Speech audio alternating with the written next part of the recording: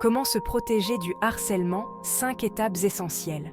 Bonjour à tous et bienvenue dans cette nouvelle vidéo. Aujourd'hui, on va aborder un sujet crucial et sensible, le harcèlement. Que ce soit à l'école, au travail ou en ligne, le harcèlement peut laisser des traces profondes et durables. Voici 5 étapes simples mais essentielles pour faire face efficacement au harcèlement. La première étape consiste à documenter chaque incident de harcèlement. Imaginez cela comme tenir un journal de bord où vous notez tous les détails de chaque événement. Notez la date, l'heure, le lieu précis de chaque incident. Essayez de vous rappeler le plus de détails possible. Que s'est-il passé exactement? Qui était présent? Quels mots ont été prononcés? Conservez toutes les preuves tangibles, SMS, email, capture d'écran, photos.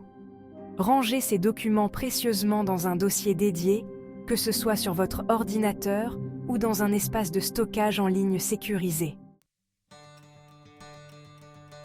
La deuxième étape est de briser le silence. C'est souvent la plus difficile, mais aussi la plus essentielle. Le silence peut être lourd et pesant, et le briser est un acte de courage. Parlez-en à quelqu'un de confiance, quelqu'un qui saura vous écouter sans jugement. Trouver cette personne peut prendre du temps, mais elle est là, quelque part, prête à vous tendre la main.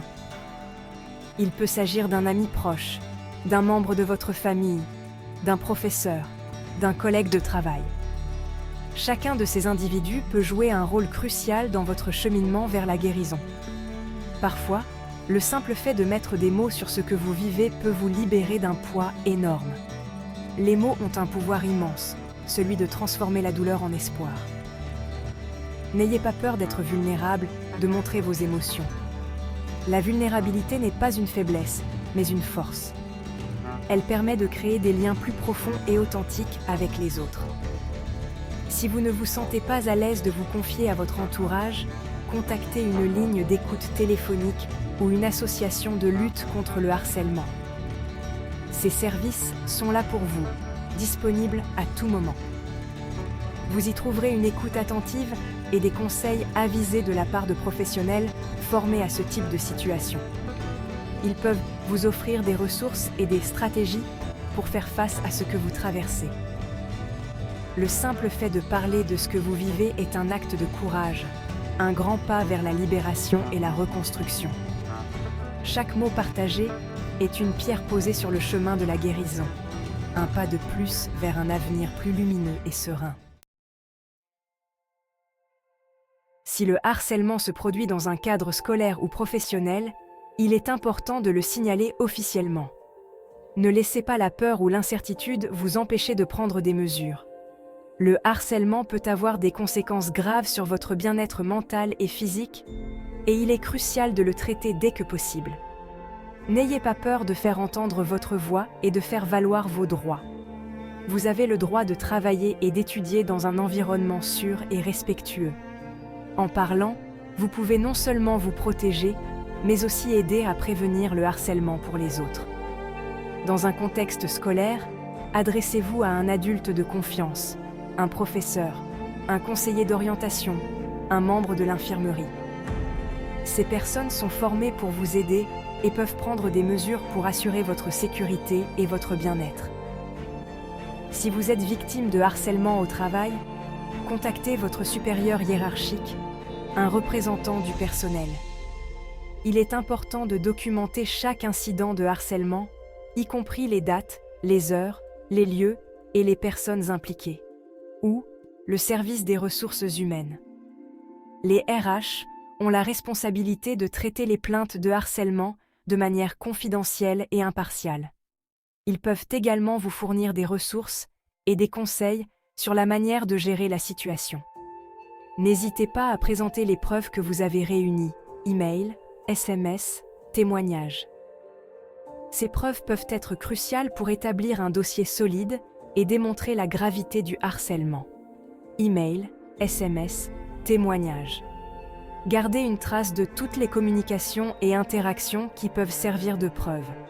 Si le harcèlement est grave ou si les démarches internes n'aboutissent pas, il est essentiel de chercher de l'aide extérieure. Ne laissez pas la situation s'aggraver. Ou si les démarches internes n'aboutissent pas, portez plainte auprès des autorités compétentes, la police ou la gendarmerie. Ils ont les moyens et l'autorité pour enquêter sur les cas de harcèlement et prendre les mesures nécessaires. Portez plainte auprès des autorités compétentes, la police ou la gendarmerie. En signalant ces actes, vous vous protégez et vous contribuez également à créer un environnement plus sûr pour tous. En signalant ces actes, vous vous protégez et vous contribuez également à créer un environnement plus sûr pour tous. Votre action peut encourager d'autres victimes à se manifester et à chercher de l'aide. Et vous contribuez également à créer un environnement plus sûr pour tous. Ensemble, nous pouvons lutter contre le harcèlement et promouvoir des lieux de travail et d'apprentissage respectueux et sécurisés pour chacun.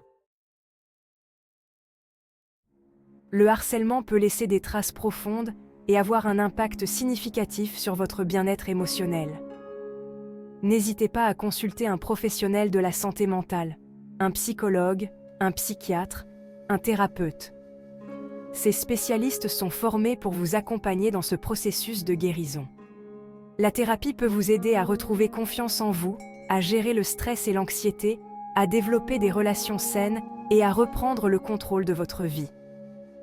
Il existe également des groupes de parole et des associations qui proposent un soutien aux victimes de harcèlement. Le partage d'expériences avec d'autres personnes ayant vécu des situations similaires peut être très libérateur. Prendre soin de sa santé mentale est essentiel et il n'y a aucune honte à demander de l'aide.